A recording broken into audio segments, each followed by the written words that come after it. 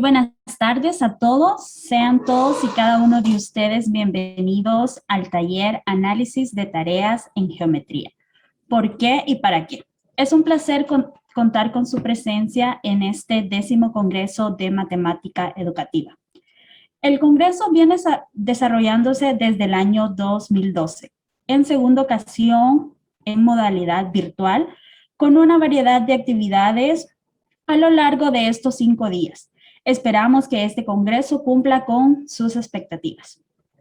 Con el ánimo de garantizar la comunicación durante la conferencia, les pedimos por favor atender las siguientes indicaciones. Por favor, silenciar su micrófono para no interferir con el buen desarrollo del taller. Durante el taller se está desarrollando, agradecemos desactivar su video. Cualquier pregunta o aportación al presentador la puede hacer por medio del chat.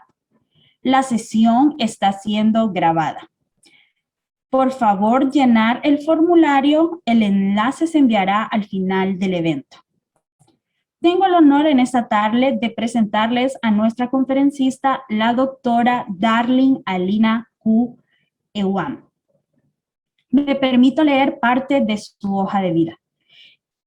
Ella es docente investigadora de la Universidad de Matemáticas, de la Unidad de Matemáticas, de la Universidad Autónoma de Zacatecas, magíster en ciencias y doctora en ciencias especiales en matemática educativa. Grado otorgado por el Centro de Investigación y de Estudios Avanzados. Ha publicado en memorias de congresos nacionales e internacionales, actas latinoamericanas, en matemática educativa y en las revistas Educación Matemática. También ha impartido cursos dirigidos a profesores de primaria, secundaria y bachillerato. Con nosotros, la doctora Darling Alina Q. Muchas gracias por compartir en el 10º Congreso de Matemática Educativa 2021. Les cedo el espacio para que todos podamos escucharla. Bienvenida, doctora. Adelante. Muchas gracias, Maite, por la presentación, y antes que nada también agradezco la invitación al 10º COME que se está llevando a cabo. Y pues bueno, pues vamos a comenzar, ¿no? Un poco con este taller. Entonces, pues bueno, como bien dijo Maite, bueno, yo voy a estar impartiendo este taller que titulé Análisis de Tareas en Geometría, ¿por qué y para qué?, ¿no? Entonces, este es un taller que he estado llevando a cabo actualmente. Generalmente he trabajado los aspectos de álgebra, geometría, pero me he enfocado un poco más en dar a veces en talleres de álgebra, y ahorita he empezado a trabajar un poco más lo que es la geometría, ¿no? Entonces, pues vamos a empezar. Y voy a empezar primero con esta lámina, ¿no? Y que es importante igual para mí que ustedes también me pudieran decir cuáles son las expectativas que ustedes tienen de este taller, ¿no? ¿Qué es lo que esperan encontrar en el taller? Entonces, igual y si lo pueden escribir en el chat, porque entiendo que somos varios los que estamos ahorita conectados, entonces me gustaría leerles algunos de sus comentarios.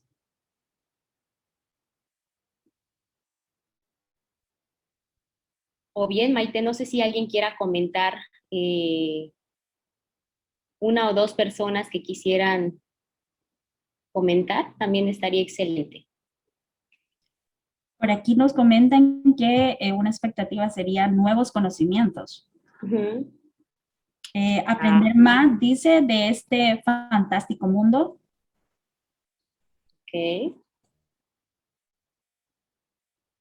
Bueno, pues vamos a comenzar, y pues agradezco a Gracia y a Pablo, a Carlos, que también estoy leyendo, aprender nuevos programas de gráficos. Espero que sí se pueda lograr estas expectativas, ¿no? Porque en realidad, como lo dije, análisis de tareas, voy a mostrar algunas cuestiones que tienen que ver justamente con algunos software virtuales, como los que estuvo presentando justamente hoy el doctor Heath en la ponencia. Pero bueno, ok, ok, bueno, pues esperemos que cumplir con sus expectativas. Bueno, vamos a continuar. Entonces, voy a poner aquí en la pantalla un poco lo que es el resumen de este taller y básicamente cuál es el objetivo de este taller, ¿no? Entonces, grosso modo, el objetivo es de alguna manera analizar tareas en geometría, ¿sí? En donde nosotros podamos identificar cuáles son esos errores que cometen los estudiantes al aprender algunos conceptos en geometría. Como lo menciono antes, en el campo de la educación matemática, uno de los campos que más se ha estudiado en la actualidad es el álgebra, ¿no? Entonces, si alguno ha tenido algún acercamiento justamente con este tópico matemático que es el álgebra, se habrá dado cuenta que dentro de la literatura de matemática educativa podemos encontrar diferentes trabajos que hablen justamente de estos errores, ¿no? Y podemos encontrar infinidad de ellos. Sin embargo, no pasa lo mismo en el caso, por ejemplo, de la geometría, ¿no? Que es un área que no voy a decir que no está estudiada, porque sí está estudiada, pero digamos que no ha sido, digamos que explotada, ¿no? Vamos a decirlo así, en su totalidad, ¿sí? ¿Por qué? Porque incluye diferentes aspectos, ¿no? Y no solamente es, por ejemplo, la parte de la cuestión manipulativa, cognitiva, gráfica, sino que involucra otros aspectos dentro de su aprendizaje y enseñanza, que vamos a ir viendo más adelante. Entonces, bueno, vamos a empezar, y sí me gustaría, porque tenemos el tiempo cortito, vamos a empezar analizando algunas tareas. Me gustaría que pudieran realizar estas tareas y en el chat ir poniendo sus respuestas, ¿no? Entonces aquí vamos a resolver y comentar cuáles son los posibles errores que se pueden presentar al resolver estos ejercicios, si es que los hay también, si es que ustedes consideran que estos ejercicios pueden generar problemas, ¿no? Entonces, les voy a dar unos 10 minutitos para que vayamos resolviendo y comentando en el chat, por favor. Entonces, voy a darles 10 minutitos, tengo las 5:18 estaríamos viendo los comentarios. Los que los tengan antes, pues pueden poner sus respuestas.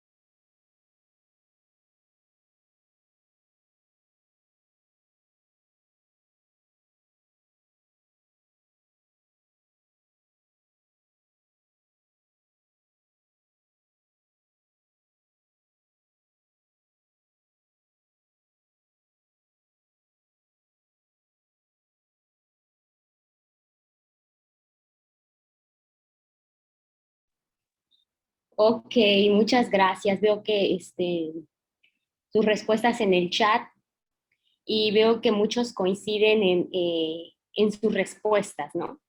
Eh, ok, entonces aquí, por ejemplo, veo que algunos comentarios, ok. Sí, aquí veo que, por ejemplo, algunos comentarios que ponen y me parecen muy acertados son los errores que tienen que ver con justamente que en la tarea 2 pues la altura que se da en términos del triángulo que se muestra en la presentación y algunos otros errores que son muy comunes, ¿no? Como lo dice Walter, que es el caso de que cuando se confunde el perímetro con el área, ¿no? Entonces, bueno, esta tarea, como ustedes lo ven ahorita, ya la resolvieron, y eso es muy importante, por ejemplo, cuando nosotros analizamos tareas que vamos a proponer en el aula, ¿no? Primero la solución de estas tareas y posteriormente analizar posiblemente cuáles son esos posibles errores que se pueden presentar, ¿no? Entonces, bueno, esta es la primera fase, que es resolver estos ejercicios. Eh, y ahorita vamos a pasar a la fase 2, que, bueno, antes que nada vamos a ver cómo resolvemos este ejercicio, que supongo que es lo que muchos habrán hecho, porque vi en el chat muchas respuestas similares a esta, ¿no? Ahora, ¿qué es como comúnmente se resuelve la tarea, ¿no? Buscamos el área pues del pentágono, pues sabemos que, bueno, o de cualquier polígono regular es perímetro por el apotema entre dos, ¿no? Entonces, yo parto del supuesto que muchos realizaron esto y por eso tuvimos las respuestas que están en el chat, ¿no? Y en el caso, por ejemplo, de la figura de la tarea 2, pues como dicen muchos, ¿no? A veces no se especifica que si los vértices, y esa es una buena observación, pero vamos a partir del hecho de que me están pidiendo de todo el triángulo, ¿sí? Vamos a partir esta tarea de qué es esto, pero sí, en efecto, también podemos confundir de que cuál es el triángulo que me están pidiendo, ¿no? Entonces aquí, pues vemos que cómo resolvemos cotidianamente o generalmente este ejercicio, ¿no? Entonces, realmente resolvemos base por altura entre dos, que sabemos que es el área del triángulo, ¿sí? Y por tanto, aquí, perdón, aquí me faltó el cuadrado, entonces tenemos acá que es 8 unidades cuadradas, ¿no? Entonces, que es generalmente como aplicamos o como presentamos el área y el perímetro, ¿no? Aquí 15 unidades y sabemos que es la suma de los lados, entonces estamos partiendo que es este triángulo grande, ¿sale? Entonces, ahora vamos a continuar entonces con el análisis de estas tareas que acabamos de ver. Entonces, vamos a utilizar algún software, o bien, si tienen lápiz y papel, o sea, compás, no sé cómo, regla, pues construir las figuras geométricas de la tarea 1 y 2 y comentemos los posibles errores que se pueden presentar a la luz de estas construcciones, ¿sí?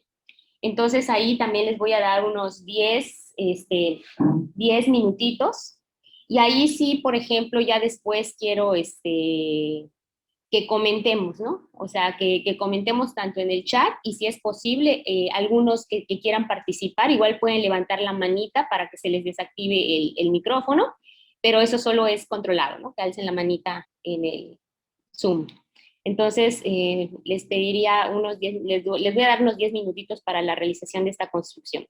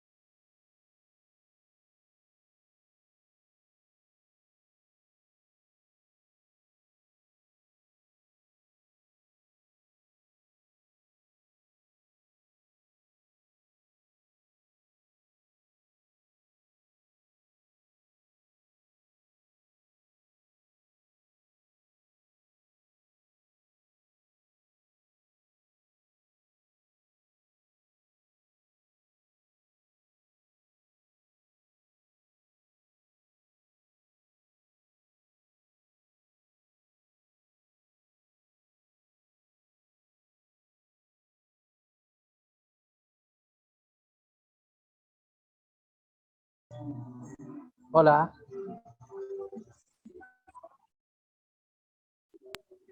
Hola, Bueno, Luis, me parece que está hablando. sí, yo ya tengo un comentario que hacer. Bueno, lo primero es que cuando aparece el triángulo de la segunda tarea, yo decía, ¿será construible ese triángulo con esas medidas? Y me dispuse a verificarlo en GeoGebra, ¿no? Y resulta que cuando trazo el segmento horizontal de 8 centímetros y luego trazo una circunferencia con centro en este vértice y radio 4 y otra circunferencia con centro en el otro vértice y radio 3, no se cortan las circunferencias. ¿Qué? Primera situación que me lleva a algo que, bueno, yo no sé si el objetivo de la tarea sea verificar una hipótesis que podría ser que cuando nos ponen un problema y no sabemos la fórmula, sustituimos valores y se acabó, se acabó, como dice. Y no hay una reflexión detrás de. Por ejemplo, cuando estaba el pentágono regular, yo me quedaba así como, ¿será construible? Igual me hacía la misma pregunta, ¿no? Pero ese no me dio la tarea, solo me quedé con el triángulo porque no podía estar como con dos tareas a la vez. Pero Okay. bueno, esa es como la primera reflexión que yo puedo sacar. Sí. Muchas gracias, Luis. No sé si alguien ha notado esto que comentó Luis y también quiera participar. ¿O ha notado otra cosa diferente? Bueno, dice Dorisela, igual construye en GeoGebra, que coincide con Luis. Ok, muy bien.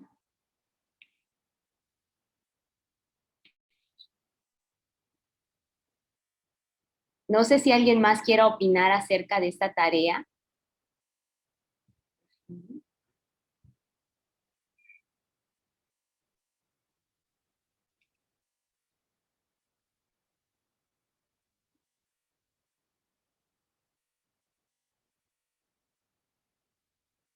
Ok. Bueno, veo que hay varios que coinciden exactamente, que coinciden con Luis. Ok, ok, muy bien. Y por ejemplo, dice Dorisela que no puede activar el micrófono. Ok. Bueno, me parece que muchos coinciden en el hecho de que no se puede construir, ¿no? Y como dice Luis, ¿no? Una de las cuestiones es esto, ¿no? De que aplicamos, por eso yo puse ahí, cómo resolvemos el triángulo, ¿verdad? Cómo resolvemos algunas actividades, ¿no? Entonces, ahorita en esta segunda parte es construir y ver, por ejemplo, cómo se relacionan esta primera tarea con esta segunda tarea, ¿no? Entonces, veo que, por ejemplo, Luis comenta esto y veo que varios coinciden. Ahora, en el caso de la tarea uno, no sé si observan algo.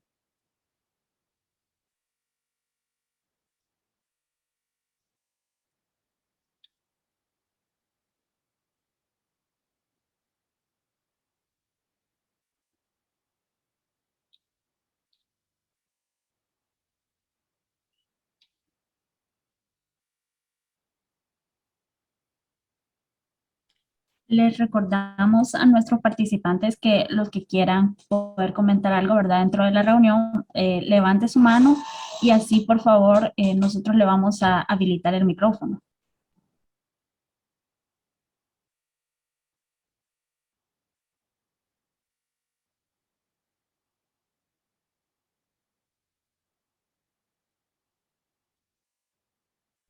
Nos dice Clarisa Díaz que el apotema no puede ser 8 unidades. Ok, ¿qué opinan los demás?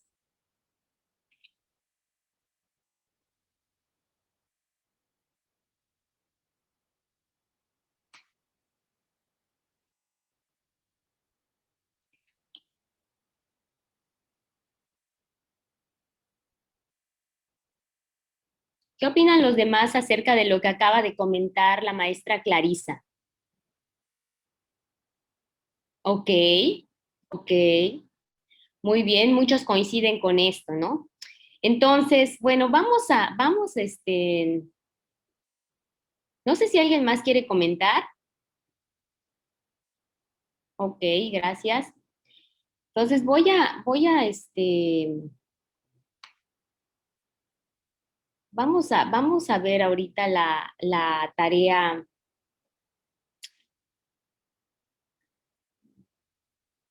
Vamos a ver justamente la construcción de alguna manera de la tarea uno, ¿no? Entonces, aquí, por ejemplo, que estoy en GeoGebra, estoy, digamos que trazando el segmento, un segmento, ¿sí? Para, no, mentira, perdón, este es el triángulo, perdón. Esta es la construcción del triángulo, que es justamente lo que ustedes comentaban, ¿no? Aquí, por ejemplo, yo trazo el segmento 8, ¿sí? Que es como lo que me están pidiendo en la, este, en la tarea, que un segmento mida 8. Luego, posteriormente trazo un segmento que mida 3, justamente acá 3, y 4. Entonces, digamos que esto es como lo que haríamos nosotros con paz, ¿no? Entonces aquí pues no se corta, ¿no? Igual y lo podemos ver, por ejemplo, en este programa que se llama GeoEnso, que también es de libre acceso. Y aquí también está padre porque, por ejemplo, aquí podemos tomar la reglita, solo que porque estoy compartiendo no puedo. Voy a dejar de compartir, permítame tantito.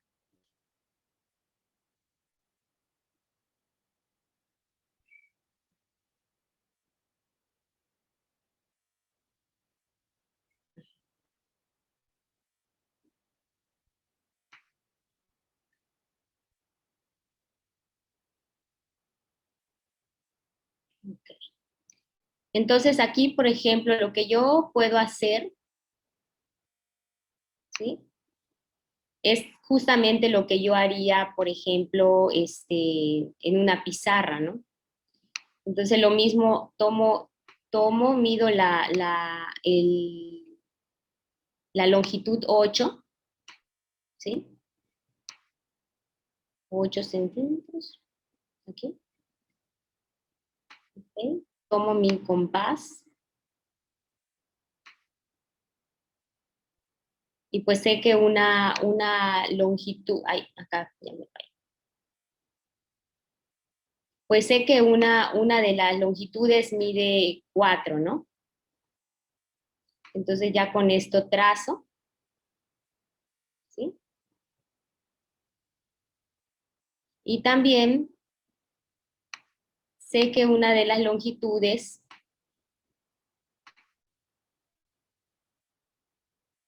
mide 3, ¿sí? Sí, perdón.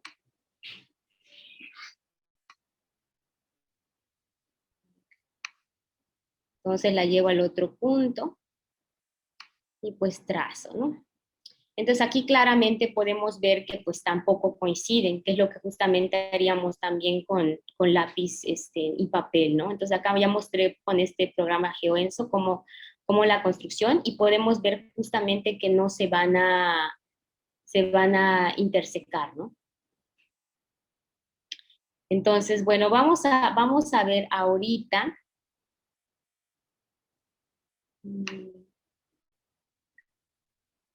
En GeoGebra, déjenme, lo abro porque no me deja abrir.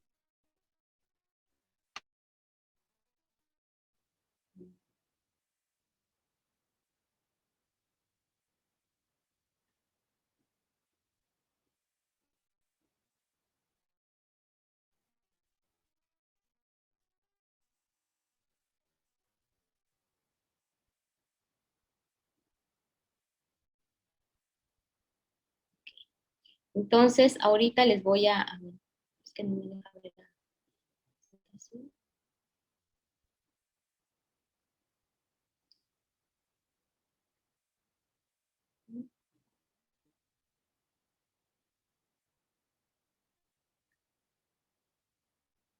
Entonces, ya logran ver la pantalla, ¿no? Entonces aquí para intentar esta construcción, pero obviamente pueden haber otras construcciones, trazándoles la medida del lado del pentágono y trazando la mediatriz. Pero aquí voy a partir de que yo también conozco el lado y también sé que, por ejemplo, cuánto deben de medir los ángulos interiores de un pentágono, ¿no? Entonces aquí trazando con la ayuda del software GeoGebra, pues los ángulos y trazo también, por ejemplo, las longitudes, justamente las rotaciones, ya con la medida de 3 y con los ángulos interiores, ¿no? Entonces aquí ya, como ustedes pueden ver, por ejemplo, aquí ya después teniendo este último ángulo, pues yo puedo de alguna manera digamos que con el comando polígono, trazar el pentágono, ¿no? Entonces ya aquí pues me muestra que justamente es un pentágono que mide 3. Acá podemos ver, por ejemplo, la construcción y, por ejemplo, vamos a poner el segmento, ¿no? Entonces, si nosotros, por ejemplo, medimos este segmento, que viene siendo de alguna manera el apotema, vamos a darnos cuenta que este segmento, pues obviamente mide menos que lo que mide el lado, ¿no? Entonces, aquí, por ejemplo, yo puedo, no me acuerdo dónde está. Puedo poner longitud del segmento y me va a aparecer como 2 puntos y algo, ¿no? Entonces ahí, ¿dónde está? Aquí. Y podemos ver que el valor de la apotema es 2.43, ¿sale? Entonces con esto podemos ver que el apotema es menor que los lados. Entonces, si nosotros, por ejemplo, analizamos la tarea, ¿qué es lo que nosotros hicimos? Si alguien quiere comentar, ya sea por el chat. Tenemos a Lindolfo con su mano levantada. No sé si los compañeros de tecnología me ayudan, por favor, para poderle habilitar el micrófono.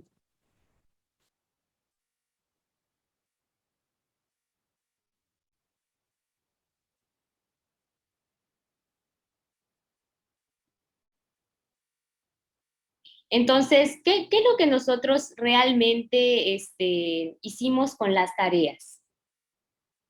Con las primeras tareas. Entonces, Lindolfo, no sé si alguien pueda apoyarnos para que escuchemos al profesor.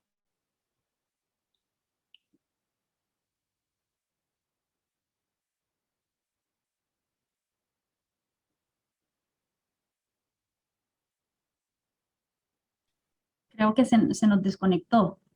Ok, o si alguien quiere comentar en el chat, me gustaría escuchar sus comentarios con respecto, por ejemplo, a las primeras respuestas que tuvieron y cómo se confrontan con estas respuestas que tienen.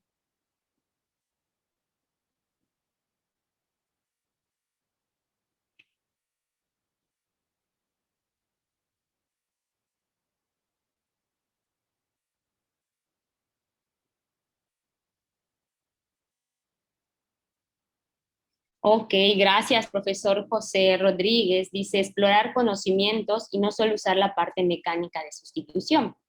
Entonces, ok, exacto, ¿no? Aquí la maestra Alba dice, lo que hicimos fue proceder a su realización sin analizar los datos y si estos eran reales, ¿no? Entonces, ok, entonces si estos eran reales, ¿no? Entonces, qué es lo que nosotros, por ejemplo, hicimos con esta tarea? Aplicar de alguna manera esos conocimientos que nosotros traemos, ¿no? Sin embargo, no hay justamente un análisis previo de lo que nosotros estamos realizando, ¿no? Aquí el profesor José Rodríguez dice, cuando no hay planificación se caen este tipo de errores, ¿no? Dice, las tareas requieren enunciados más completos, dedicar un tiempo que ellos construyan sus figuras utilizando los datos dados, como dice la maestra Digna.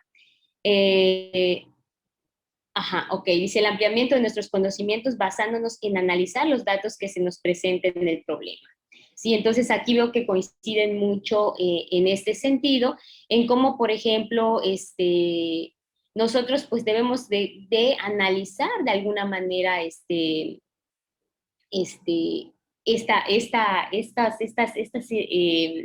estas tareas, ¿no? Cómo nosotros, por ejemplo, implementamos esas tareas, porque incluso, por ejemplo, yo cuando hice la primera del apotema, del pentágono, igual que ustedes, ¿no? O sea, apliqué el perímetro, pero no me fijaba yo justamente de esos datos que estaban allá, porque justamente una de las habilidades que a veces se piden en los programas es la resolución de problemas, ¿no? No sé allá en Honduras o donde se encuentren, pero aquí en México uno de los aspectos o de las competencias que se tienen que cumplir es la resolución de problemas, ¿no? Entonces, pero bueno, la resolución de problemas implica, además de resolver, también analizar ese tipo de contextos, ¿no? Entonces, a ver. Uh-huh. Ok. Ok, aquí, por ejemplo, dicen resolver los ejercicios antes de presentarlos, exactamente, que es una de las cuestiones que justamente es la que hacemos, ¿no? Pero a veces con las cuestiones del tiempo y demás, a veces, por ejemplo, no prestamos tanta atención, ¿no? Ujú. Ok, entonces aquí, por ejemplo, podemos ver que cuáles son esos tipos de errores en los que podemos caer con estas tareas y justamente es el error, por ejemplo, de no analizar, ¿no? Y esto pasa también efectivamente con nuestros estudiantes, así como pasó con nosotros. Entonces voy a entrar un poco ahora a explicar un poco esto de qué es el error, ¿no? O sea, cómo se caracteriza o cómo se clasifica y por qué es importante el estudiar de alguna manera los errores, ¿no? Entonces, vamos a pasar. Entonces, bueno, vamos a ver que, por ejemplo, dentro de lo coloquial podemos encontrar, por ejemplo, una definición que es un error, ¿no? Entonces podemos verlo como, por ejemplo, un concepto equivocado, un juicio falso, como dice acá, una cosa hecha erradamente. Sin embargo, esto es lo que nosotros encontramos dentro de lo coloquial, pero ¿qué es lo que nosotros encontramos dentro de la literatura de la matemática educativa? Entonces, en la literatura de la matemática educativa podemos encontrar diferentes autores que hablan justamente de los errores y por qué son importantes y etc. Entre ellos, por ejemplo, podemos encontrar a Luis Rico, a Martín Socas, que ellos han trabajado mucho los errores y su clasificación en términos justamente del álgebra. Si ustedes, por ejemplo, analizan este tipo de literatura, podemos encontrar diferentes ejemplos de ese tipo de errores, ¿no? Y cómo, por ejemplo, lo ejemplifican en términos justamente del álgebra. Pero son muy pocas los ejemplos que se ponen en términos, por ejemplo, de los aspectos geométricos. Entonces, aquí voy a poner en una definición, por así decirlo, o cómo, por ejemplo, Luis Rico, de alguna manera, visualiza el error, ¿no? Entonces él dice, considera al error como una posibilidad permanente de adquisición y consolidación del conocimiento. Y dice, puede llegar a formar parte del conocimiento científico que emplean las personas a los colectivos. Entonces vamos a decir que el error no es malo, ¿verdad? Al contrario, puede ser bueno. Entonces, ¿por qué? Porque nos permite a nosotros como profesores indagar mucho más acerca de por qué está sucediendo esta situación, ¿no? Entonces, aquí si nosotros lo vemos en términos de esta eh, afirmación o de lo que comenta Rico, podemos ver como una fuente, digamos que de aprendizaje para nosotros como profesores y más aún para el aprendizaje de nuestros estudiantes. Entonces, ahora, ¿por qué analizar los errores en geometría?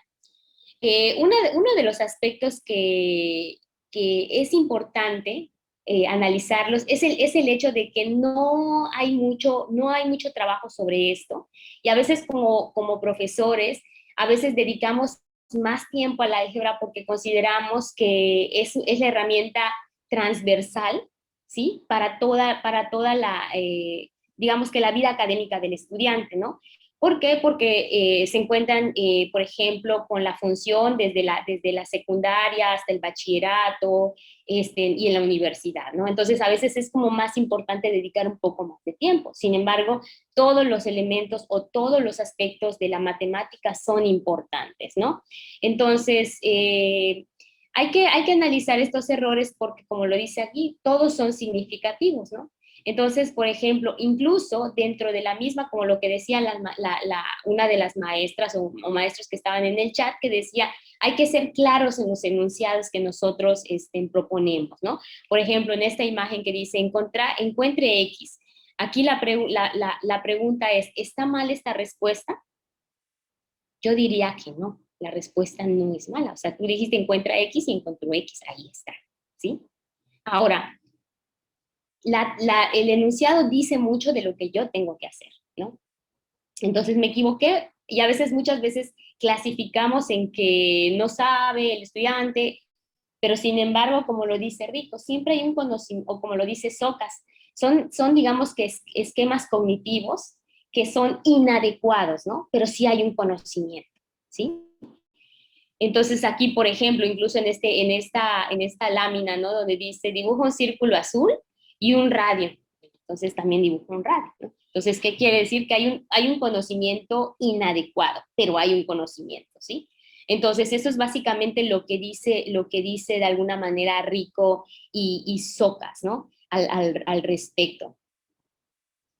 Entonces, ¿para qué los analizamos? Entonces, una de las cuestiones es desarrollar de alguna manera estrategias pedagógicas que permitan de alguna manera no podría yo decir que dar solución a estos errores, pero sí dar tratamiento a estos errores que se presentan y que a veces son continuos, ¿no?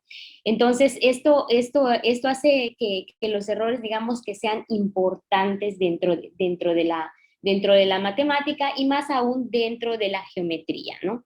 Entonces, con esto, por ejemplo, nosotros podemos implementar estrategias que puedan promover de alguna manera un aprendizaje más significativo para nuestros estudiantes, ¿sale? Entonces, aquí, por ejemplo, ya hablé un poco, por ejemplo, de lo que son los errores, y no sé si alguien tenga alguna pregunta hasta en este momento. Ay, dejé de compartir. No sé si alguien o todo está bien. Continúo.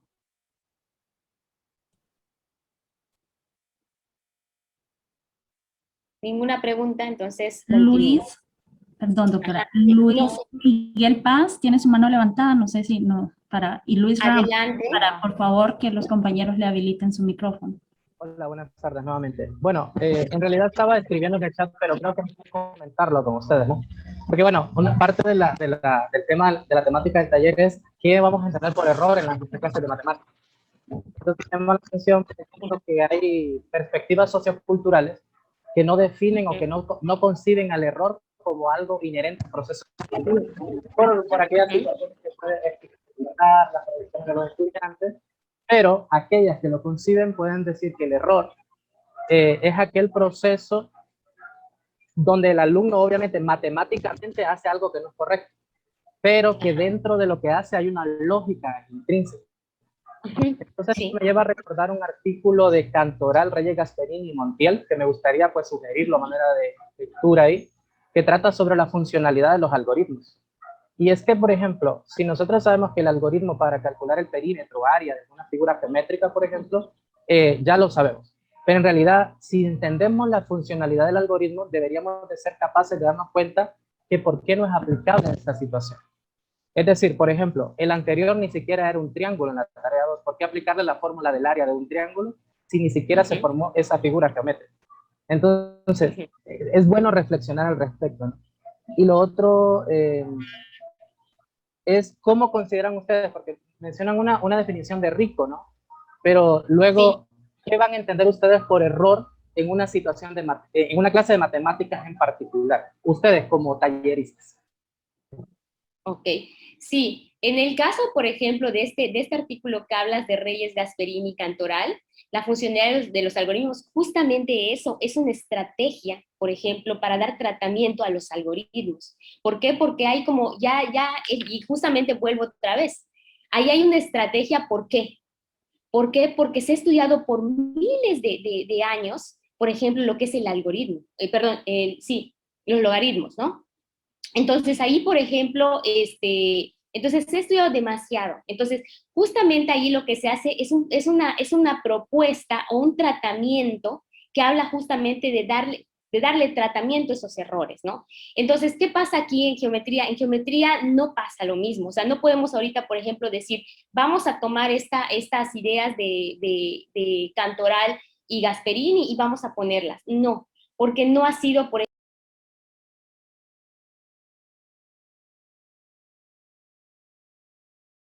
Doctora, disculpe, se deshabilitó su micrófono. Ok, pero sí me escuchaste hasta donde dije, por ejemplo, sí.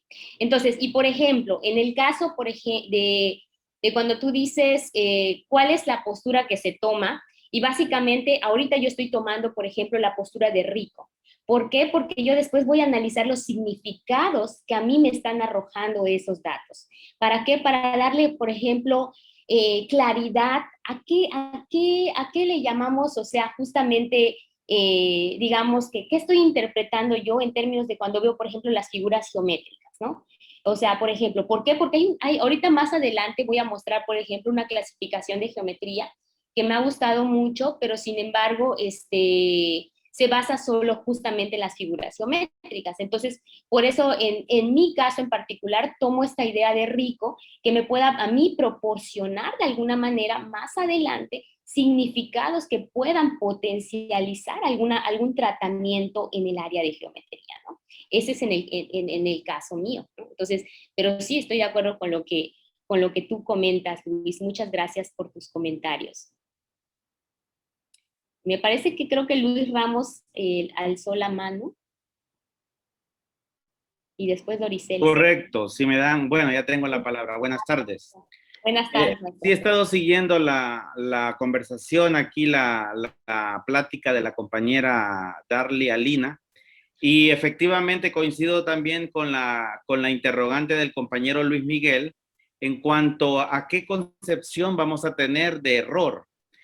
Como ya lo ha dicho, Martín Socas ha sido uno de los estudiosos de estos temas y él ha expresado que el aprendizaje de las matemáticas es generador de errores. De igual manera, habla de dificultades, y ojo con esto, porque él dice que las dificultades son de diferente naturaleza y muchas veces se conectan, se ponen en práctica como obstáculos, se manifiestan en los alumnos en forma de errores. Es decir, en función de esta teoría, de igual manera, porque se ha estudiado mucho el tema de los errores, de hecho, Luis Rico, como bien lo ha citado, dice él que señalar los errores puede contribuir positivamente en el proceso de aprendizaje. Y entonces, y también se interesa por la manera en que estos aparecen.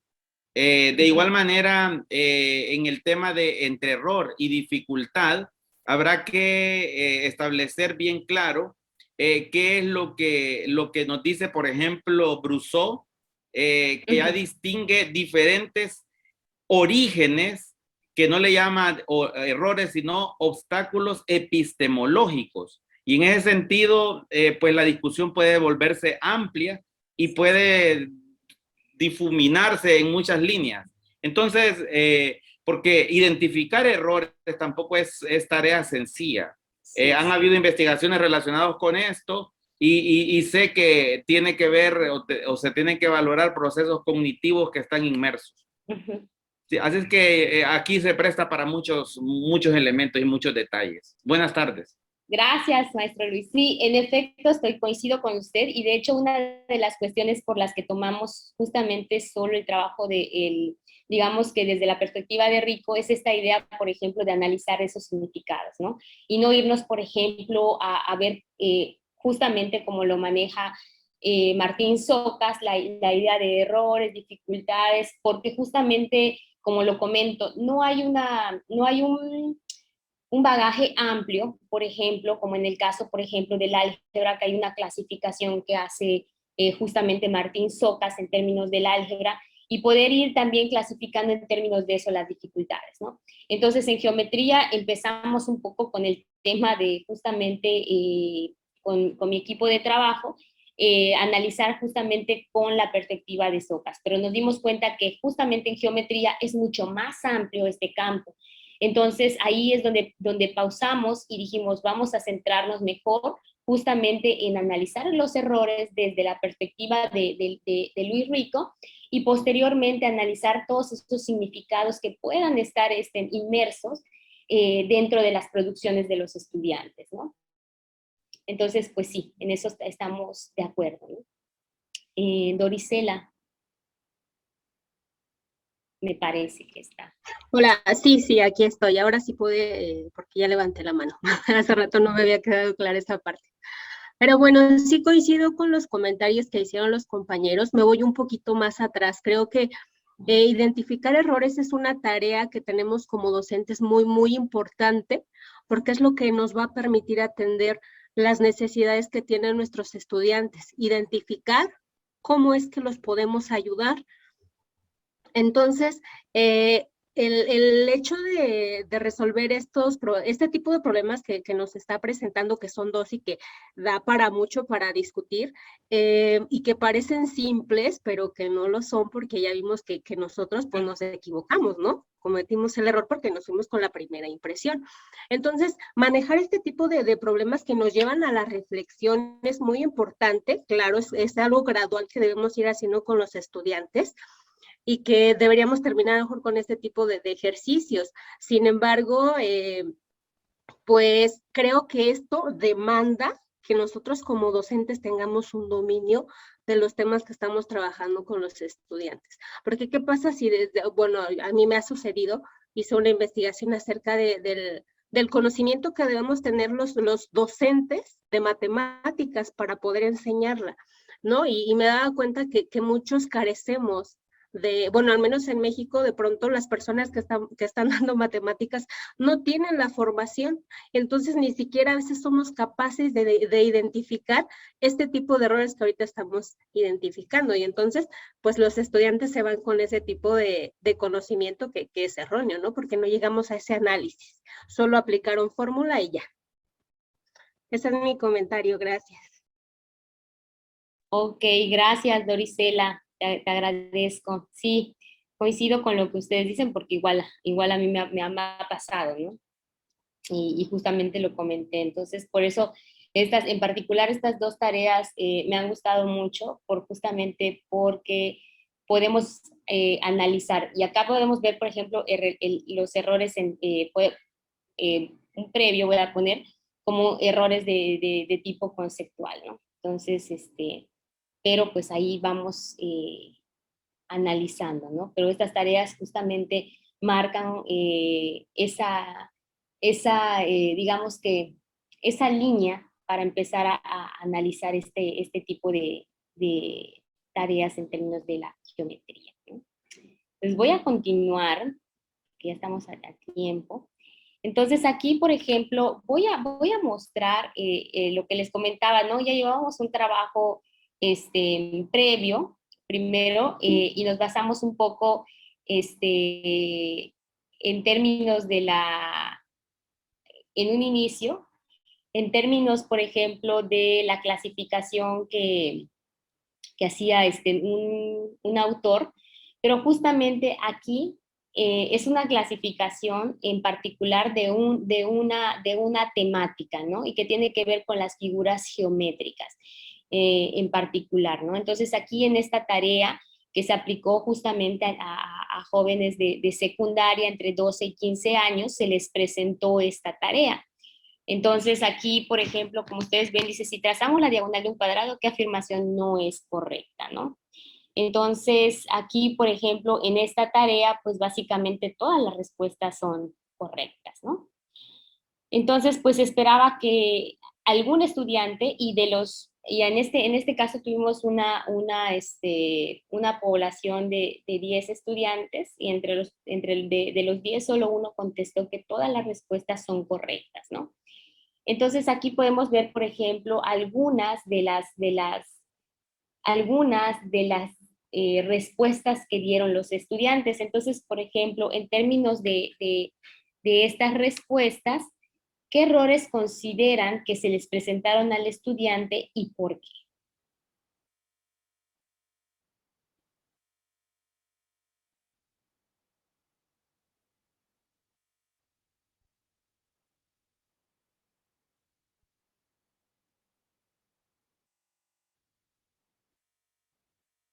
Entonces, si alguien quiere comentar en el chat o decirlo y levantar su manita, igual bienvenido.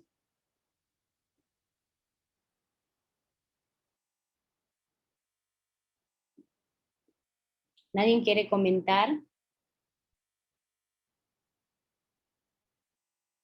Entonces, vamos con esta primera tarea que dice, ¿por qué dice el estudiante 1, dice,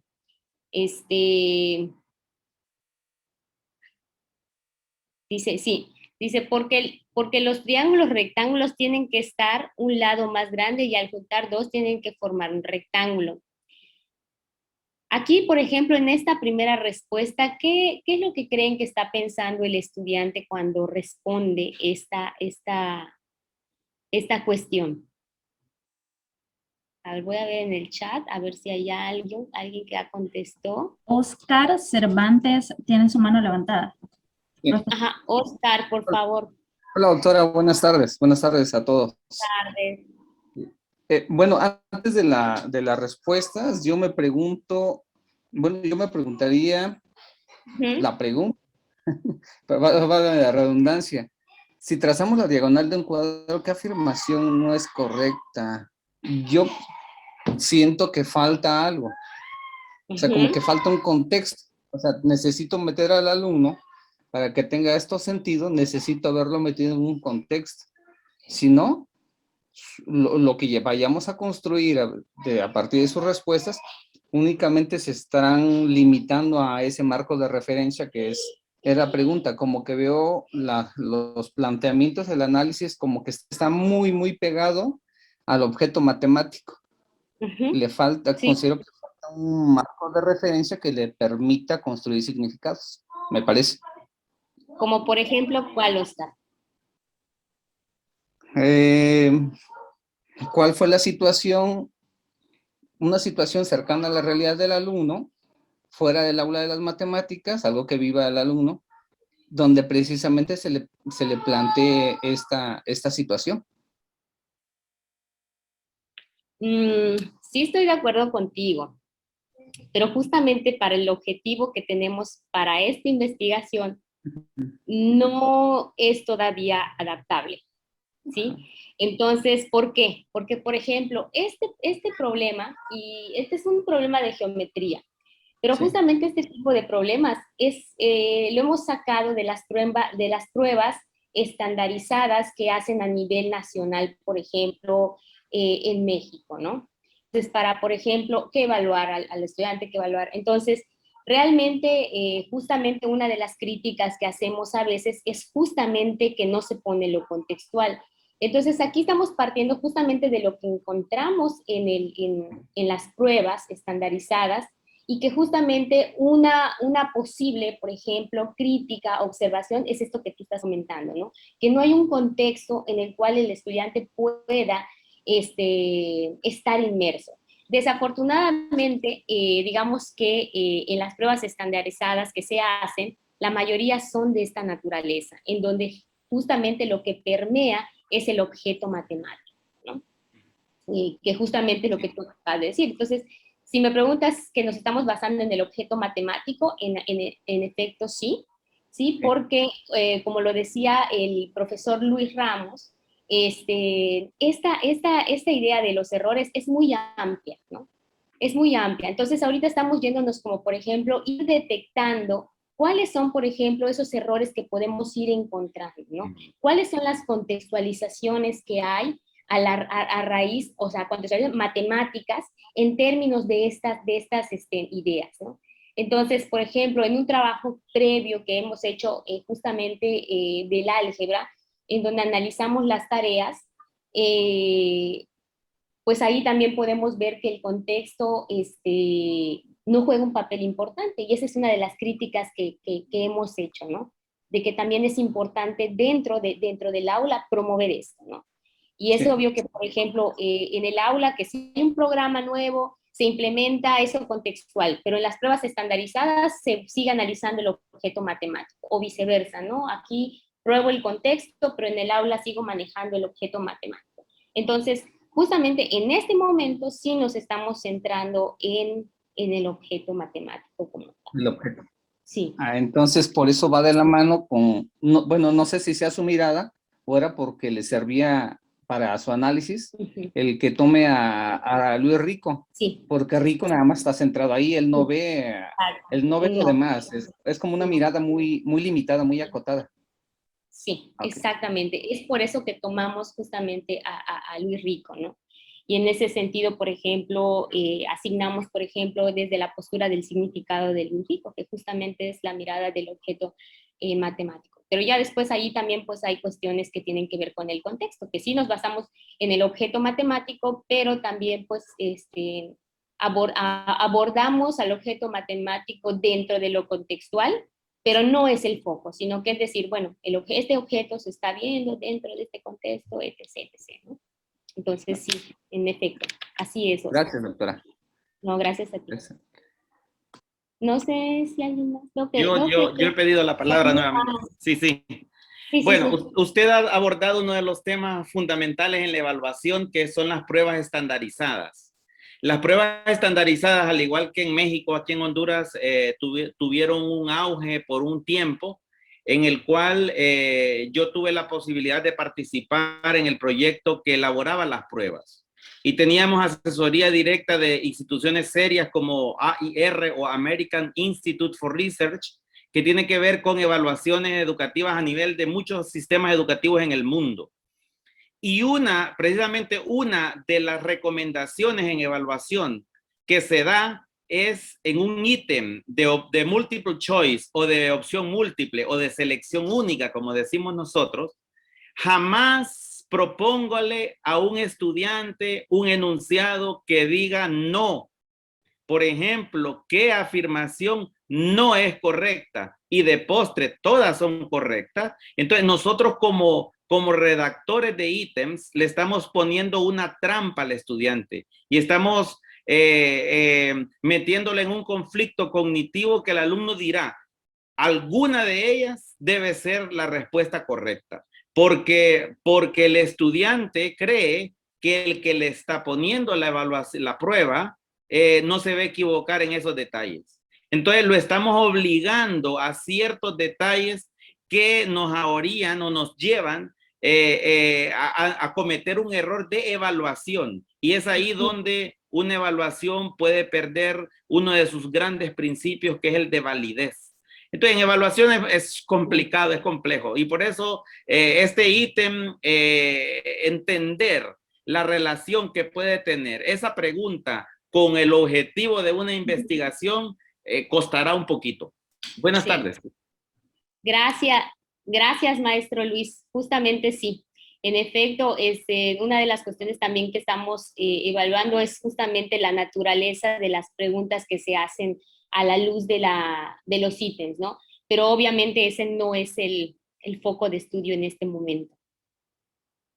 Entonces, Griselda Moreno me parece que tiene levantada la manita, no sé si quiere comentar. Hola. Hola, Griselda. Pues Muy interesante todo lo que hemos aprendido, de verdad me gusta. Con esta pregunta, yo desde el inicio, igual que el profesor Luis, yo solo me fijé en eso de no es correcta, porque igual, como decíamos, nosotros no le podemos decir a un alumno un no, como que se contradice con lo que a nosotros nos han enseñado al evaluar.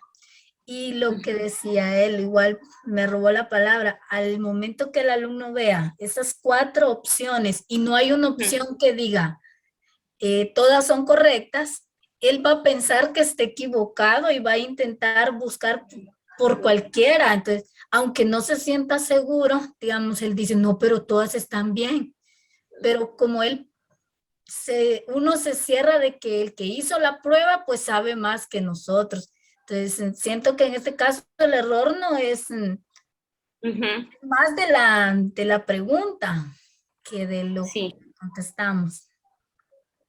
Sí, sí, sí. Sí, de hecho, muchas de las preguntas que están en esos ítems tienen esta naturaleza, ¿no? Que justamente lo acabas de tocar, Griselda, y que es importante, ¿no? O sea, en el hecho de que una de las cuestiones que se manejan, y no solo nuestros estudiantes, hasta nosotros, si tenemos una prueba de esta naturaleza, es que tenemos que subrayar una respuesta, ¿no? O sea, ¿por qué? Porque me están evaluando, me están preguntando, entonces algo tengo que responder, ¿no? Entonces, quizás si eso, dijera todas son correctas, ¿verdad? Ahí sí uno se sentiría, ah, bueno, sí, todas son correctas, pero al no darle esa opción, uno siente que está equivocado y sí, ahí es donde está el error, lo que decimos. sí, sí, sí, sí, sí, en efecto, esa es una de las cuestiones que tienen estos ítems, ¿no? De hecho, por ejemplo, lo tomamos de una prueba estandarizada, sin embargo, estas respuestas no son justamente de la prueba, porque acá, por ejemplo, tampoco en la prueba te dice a veces justifica tu respuesta, porque solo tienes que subrayar A, B, C o D, ¿no? No necesariamente tienes que justificar porque están por tiempos, ¿no? Entonces lo que nosotros hicimos fue como que tomarlas y añadirles, por ejemplo, esto de idea de justificar tu respuesta, ¿no? Y que el estudiante, por ejemplo, en ese sentido no vea que realmente hay como una respuesta, pero sin embargo, como tú y el profesor Luis lo comentan, es inherente, ¿no? O sea, siempre tiene que haber una respuesta para ellos, ¿no? Siempre hay que responder, como es el caso justamente de las actividades de la tarea 1 y 2, ¿no? En donde, por ejemplo, me pides el perímetro, el área y te la doy, me pides hallar el área del pentágono y te la doy, ¿no? Entonces siempre hay algo que es inherente, ¿no? O sea, y esto tiene mucho que ver justamente con eso, ¿no? Que a veces, por ejemplo, no analizamos de fondo, ¿no? Y sí, en efecto, sí, coincido con ustedes en eso y justamente por eso, esa es una de las críticas también que nosotros hacemos a esas pruebas, ¿no? Y, por ejemplo, tomamos justamente el ítem que tiene los ítems que tienen mayor porcentaje de aciertos no favorables. Y justamente uno de esos ítems fue y que claramente nosotros nos dimos cuenta que no necesariamente es porque a lo mejor el estudiante no sepa, sino que más bien es porque hay una respuesta que tiene que dar, ¿no? Entonces, por eso nos tomamos el atrevimiento de poner, por ejemplo, la respuesta y poner justifica tu respuesta, ¿no? Con el objetivo de que a lo mejor podamos encontrar cuestiones que ya no tienen que ver justamente con a lo mejor su conocimiento que trae, sino que a lo mejor puede justificar en términos de esto, ¿no? Pero justamente algo que yo no había pensado, justamente es esta idea de que hay algo que siempre tienes que responder, ¿no? Entonces, en términos de eso, pues voy a responder esta tarea y no necesariamente voy a responder correctamente. No sé si alguien tiene alguna pregunta más. ¿Continúo?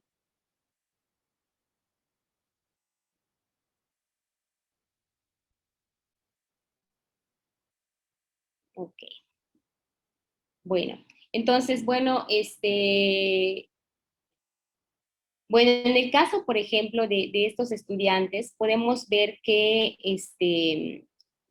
¿Cuáles son estas respuestas? Y estas, por ejemplo, si se dan cuenta, todas mencionan, por ejemplo, esta palabra del rectángulo, ¿no? Dicen, y al juntarnos dos tienen que formar un rectángulo. Dicen, no son de un rectángulo.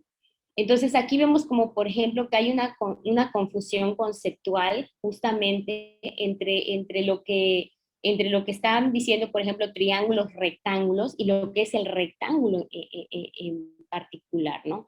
Entonces dicen, no puede ser capaz de salir triángulos rectángulos porque no es una figura que tiene medidas muy grandes. Entonces, esto también tiene que ver mucho, por ejemplo, que si nosotros estamos analizando, por ejemplo, estas tareas, que en geometría juega mucho lo que es la visualización. Y de alguna manera esto no permite, de alguna manera, que haya una clasificación más detallada, porque el papel de la visualización es un papel importante dentro del aprendizaje de la geometría, ¿no? Entonces, aquí, por ejemplo, vemos que también podemos decir que hay una cuestión de confusión conceptual, pero también podemos pensar también en las cuestiones visuales, que por ejemplo el estudiante pueda estar articulando dentro de sus esquemas cognitivos, ¿sí? Entonces, aquí por ejemplo, en ese sentido, nosotros, por ejemplo, vimos que hay como que estas cuestiones que como también la literatura lo ha descrito mucho en geometría, que una de las cuestiones tiene que ver justamente con las cuestiones conceptuales, ¿no? O sea, cómo, por ejemplo, confunden. Entonces, aquí hay muchas cuestiones, muchas afirmaciones que hablan, por ejemplo, de que entonces el estudiante a lo mejor necesita aprenderse las definiciones de memoria, y tampoco esa es la respuesta, ¿no? O sea, la respuesta no es que si tengo una cuestión conceptual, tenga que ver necesariamente con que yo me las aprenda, porque a veces, por ejemplo, podemos sabernos muy bien las fórmulas, pero no analizar, o sea, no hay ese análisis detrás, ¿no? De lo que yo estoy haciendo dentro de la tarea, ¿no? Entonces, aquí, por ejemplo, sí hay algo que se tiene que tratar, y justamente promover, por ejemplo, estrategias en donde se pueda trabajar más esta cuestión visual, ¿no? Entonces, bueno, pues esta es una de las cuestiones que se cometió en un ítem en particular. Y ahorita voy a presentar un ejemplo también de errores que se han hecho a la luz de la geometría, que no necesariamente tienen que ver, o sea, que no tienen que ver justamente con la visión justamente de toda la geometría, sino que es en particular de las figuras geométricas, ¿no? Y que me gustó porque responde un poco a estos hechos que acabamos de encontrar, ¿no? Que encontramos hace unos meses, ¿no? Entonces acá, por ejemplo, dice, estos trabajos, esta clasificación de figuras es de Barrantes y Zapata. Entonces ellos hablan, por ejemplo, de esa clasificación cuáles son algunos de los errores que se cometen con las figuras geométricas. Y él habla, por ejemplo, de los errores y esquemas conceptuales que hay. Dice, es lo que representa la mente cuando se nombra el concepto e interioriza propiedades, ¿no? Y esto se refiere, por ejemplo, a cómo en geometría, por ejemplo, si pensamos en un triángulo, generalmente siempre, no sé si logran ver mi cursor, siempre lo pensamos de esta manera, como el triángulo así, ¿no? Estándar, ¿no? Pero nunca pensamos, por ejemplo, en un triángulo acostado, en un triángulo invertido, porque esa es como una de las cuestiones conceptuales también que tenemos del triángulo, ¿no? Entonces, cuando, por ejemplo, añadimos, por ejemplo, la definición del triángulo, no necesariamente nuestro esquema conceptual que visualizamos, por así decirlo, y como lo entendemos, o sea, se muestra de diferentes maneras, ¿no? Entonces, eso es un poco de lo que habla a Barrantes, ¿no? Igual habla, por ejemplo, de la simbología visual del concepto, donde dice, por ejemplo, cómo, por ejemplo, se presentan figuras geométricas mediante el dibujo y que el alumno interpreta cosas distintas, ¿no? Como, por ejemplo, acá podemos ver un cuadrado con diagonales, pero a lo mejor el alumno puede ver una pirámide vista desde arriba, ¿no? Entonces, Aquí, por ejemplo, en esta figura podemos ver, por ejemplo, que dice será un ángulo recto, pero como es 3D, pues realmente no podemos visualmente afirmar que sí, ¿no? Entonces, realmente aquí en geometría, como lo decía el profesor Luis, la verdad sí hemos estado como que trabajando mucho en este aspecto, porque una de las cuestiones que juega un papel importante es la visualización, ¿no? Entonces vemos que, por ejemplo, en un previo hemos visto que, por ejemplo, los significados que están más asociados, por ejemplo, a los conceptos geométricos tienen que ver justamente con esta visualización, cómo yo visualizo al objeto matemático, ¿no? Y que se asemeja mucho a lo que dice Barrantes, ¿no? O sea, cómo me lo presentaron y entonces cómo lo conceptualizo, ¿no? Entonces, si me lo presentas de esta manera, así se va a generar mi esquema conceptual, ¿no? Y eso lo hemos visto mucho en los significados asociados a los objetos geométricos, ¿no? Entonces aquí, por ejemplo, habla de los distractores de orientación, que dice son las propiedades visuales del esquema conceptual del alumno, que no tiene nada que ver con la definición del concepto.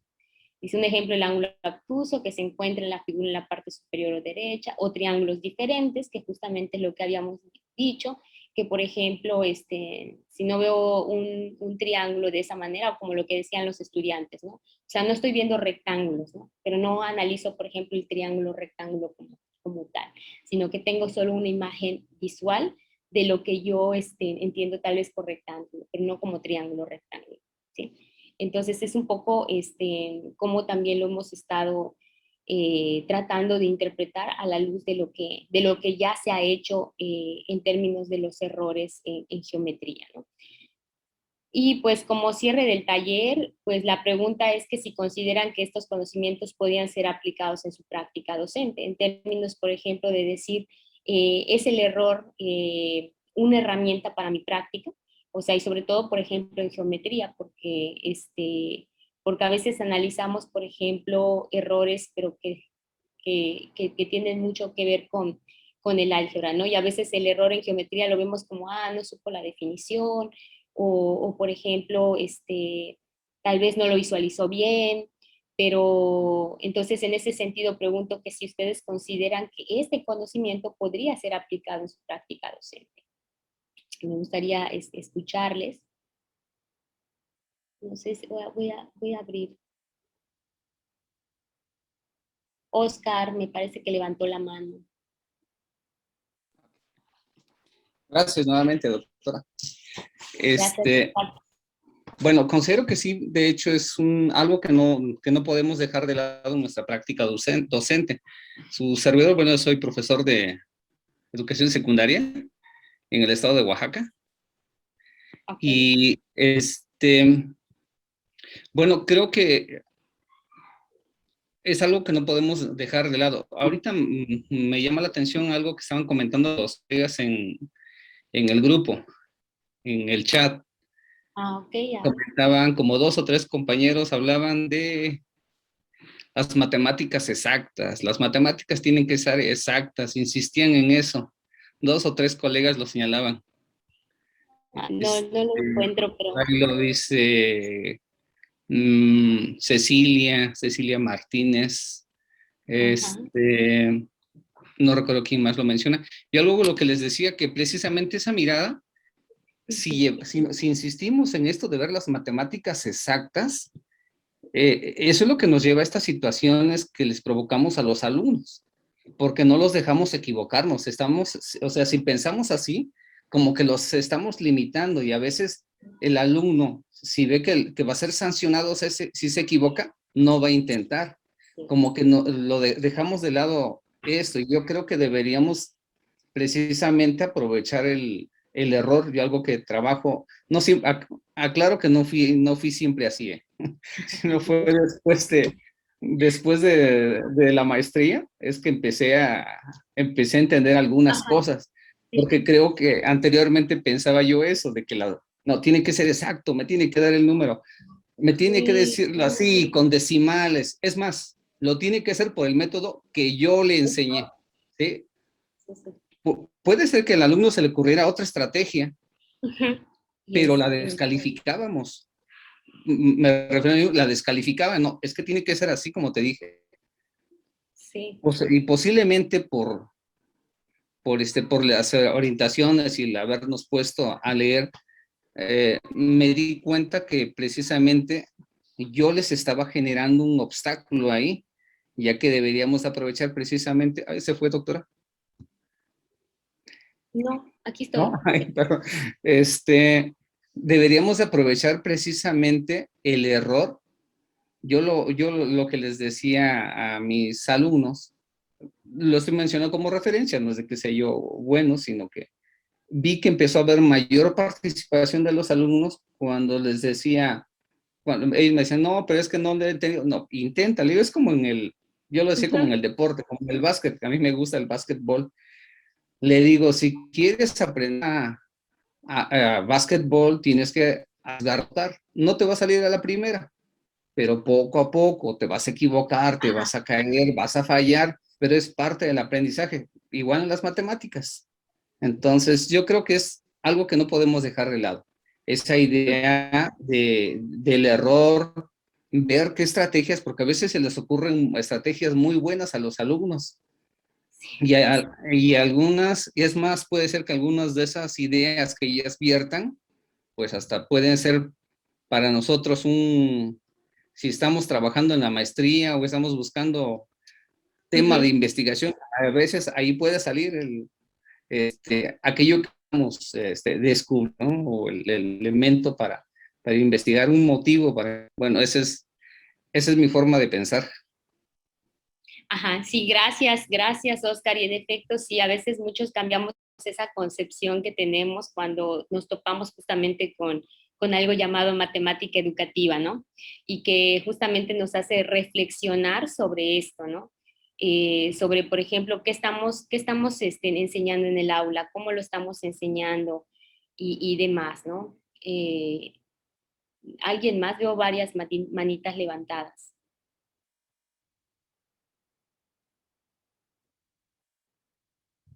Si no, yo continúo, pero no sé si les pueden deshabilitar el micrófono o cómo es. Sí, buenas tardes, mucho gusto. Me saluda Digna Rodríguez de aquí de Tegucigalpa, Honduras. Mucho Sí, gusto. precisamente apuntando a lo que el profesor anterior estaba hablando, realmente eso es lo que le da ideas. En mi caso, por ejemplo, yo enseño geometría en el 9º grado y mi idea de investigación precisamente salió de algo como eso.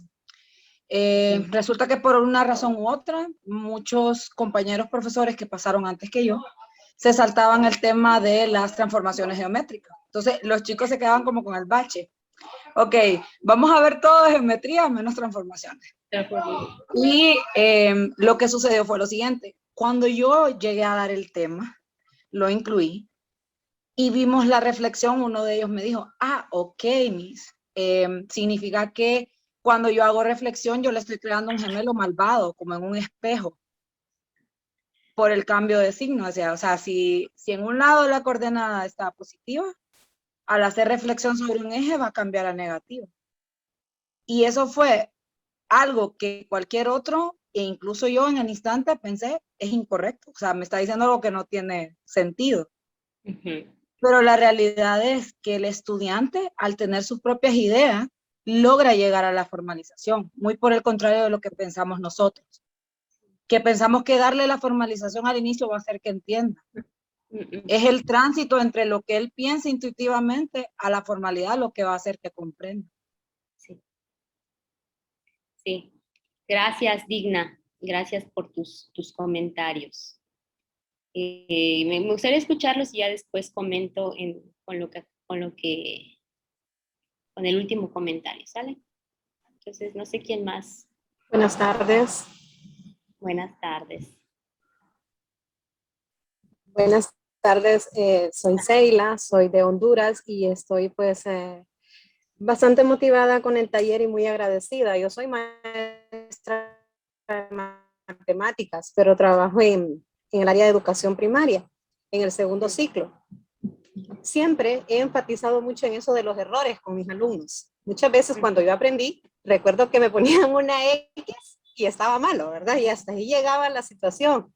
la X y ya más nada. Yo no determinaba por qué estaba malo ni me ponían a pensar. Ahora pues la situación es diferente. La forma de enseñar, la forma de transmitir nuestros conocimientos a los alumnos. Soy maestra de sexto grado y aprovecho mucho, enfocamos en las ideas. Siempre comienzo mi clase con un problema.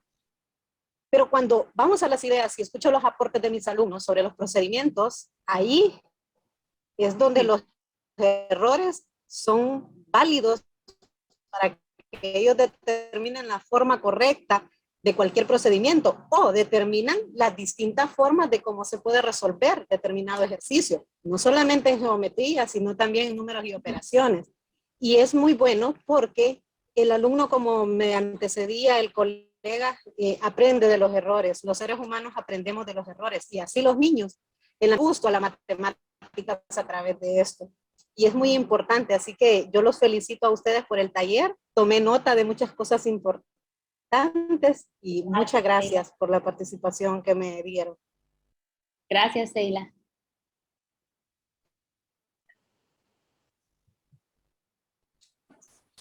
Muy buenas tardes, doctora.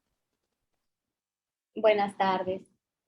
Mi nombre es Dania y soy de Tegucigalpa, Honduras. Soy docente. La felicito realmente porque en esta tarde realmente ha sido una tarde exquisita, ¿verdad? Todos nuestros estudiantes pues le tienen un temor a las matemáticas, pero realmente cuando nosotros escuchamos ponderaciones, ¿verdad? Como las que hemos podido compartir en esta tarde, y opiniones de nuestros compañeros muy buenas, muy acertadas, ¿verdad? Entonces uno dice, wow, qué maravilla, ¿verdad? Y nos gustaría también que nuestros estudiantes sintiesen pues el gusto por las matemáticas, ¿verdad? Y qué interesante lo que nos compartía acerca de lo que es el error, ¿verdad? Porque sí, realmente, cuando nosotros comenzamos una clase en la asignatura de matemáticas, es muy bueno comenzar con un problema y tratar de desarrollar en nuestros estudiantes la capacidad de analizar, de comprender algo que no solamente les ayuda en el área de las matemáticas, sino también en el área de las demás asignaturas, ¿verdad? Y si nosotros tratamos de desarrollar esa habilidad, es importante para ellos y es de mucha utilidad. Así que la felicito por tan acertada ponderación. Que Dios le guarde y bendiciones. Gracias, Dania. Muy amable.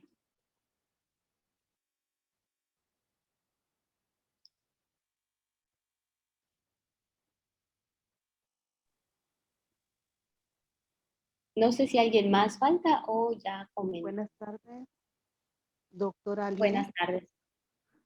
Buenas Es un tardes. gusto escucharle y porque un taller muy importantísimo. Soy docente de media y primaria.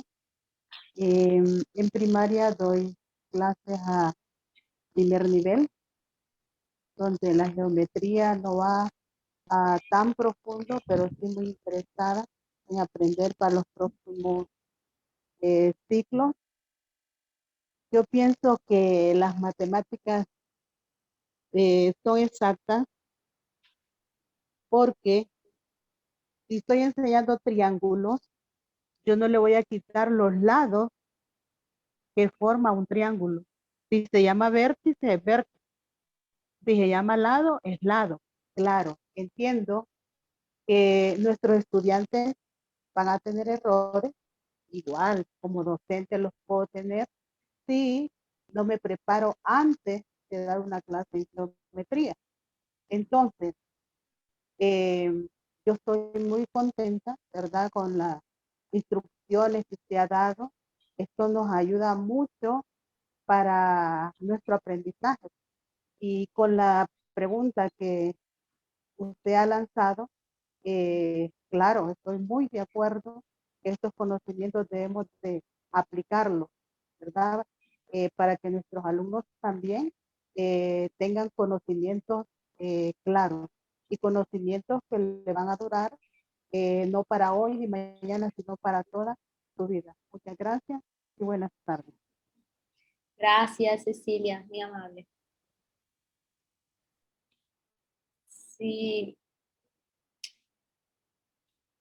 creo que ya fue la última Cecilia, ¿no? Me parece.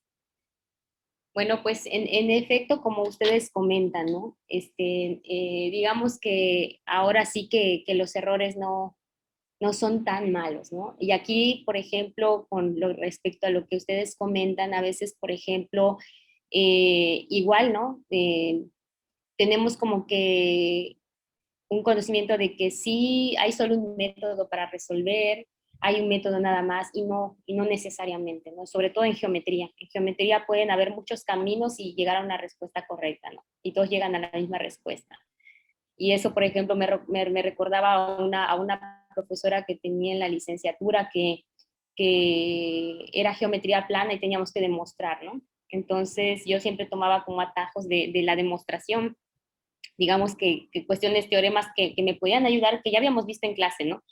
Pero ella me tachaba todo y decía, no, es que tiene que ser justamente así, utilizando estos teoremas. O sea, básicamente la consigna era, reproduce la demostración que yo te estoy dando, ¿no? Y pues, y pues así dices tú, bueno, te quedas con una idea de que es eso correcto, o sea, solo hay un camino y la respuesta, por ejemplo, no hay un camino, a veces hay diferentes caminos, ¿no? Y que muchos llegan al mismo lugar, ¿no? Y también, por ejemplo, otra cuestión es de que una pregunta es que si el error se va a eliminar, yo creo que la respuesta es no. O sea, el error más que nada es como una alergia, ¿no? Tú tienes alergia y te dan un tratamiento. Entonces, ¿qué quiero decir con esto? Que las alergias son constantes, ¿no? Entonces, hay quienes tienen alergia, por ejemplo, al polen, entonces cada vez que es verano van a tener alergia, ¿no? Entonces, los errores son algo similar, o sea, tal vez, por ejemplo, hoy te doy un tratamiento para este error, pero a lo mejor más adelante te vas a topar con otro error, ¿no? Entonces, siempre va a haber un tratamiento. Entonces, siempre hay como un tratamiento y un conocimiento que se adquiere a través de ese error, ¿no? Entonces, pues básicamente es como poner en práctica de alguna manera, como lo decía, esos errores, ¿no? Entonces, dentro de la geometría, pues hay muchos errores que son muy comunes y que tienen que ver con, por ejemplo, las definiciones, con, por ejemplo, cómo realizan la tarea, cuáles son los caminos que toman los estudiantes. Entonces, hay varios factores que se involucran y pues hay que estar como atentos a ellos, ¿no? Porque básicamente cada error es una oportunidad nueva digamos que, de enseñar y de aprender también, ¿no? Entonces, bueno, pues con esto yo termino el taller. Aquí está la bibliografía que he estado utilizando y pues nada más me queda nada más que agradecerles, ¿no? Entonces, espero haber terminado en el tiempo. Ay, no creo que me pase 4 minutos. Pero pues les agradezco mucho todas sus aportaciones porque sin duda yo siempre digo, los talleres nos sirven para aprender de ambos lados, ¿no? Es una cuestión bidireccional. Yo aprendo de ustedes y espero a lo mejor que puedan aprender de mí, ¿no? Entonces, básicamente todos aprendemos. Es como un colectivo en donde podemos compartir y de alguna manera mostrar, pues, cuáles son esas coincidencias que tenemos, ¿no? Y cómo aportan ustedes a lo que yo hago y tal vez a lo mejor lo que yo hago también aporta a lo que ustedes están haciendo, ¿no? Entonces, pues nada más que me queda decirles gracias, ¿no? Entonces, nosotros agradecemos a usted, doctora, por haber compartido, ¿verdad?, en esta tarde con todos los participantes de este taller. Y bueno, vamos a dar ahorita un tiempito, ¿verdad? Sabemos que ya estamos fuera de la hora, pero solamente para hacerle llegar a usted nuestras muestras de agradecimiento de parte de algunas personas que nos han escrito aquí al chat. Entonces, solamente algunos 2 comentarios de agradecimiento que nos pueda leer mi compañero Jordan para que usted vea pues esas muestras que nosotros tenemos hacia usted. Gracias. Muy buenas tardes, doctora.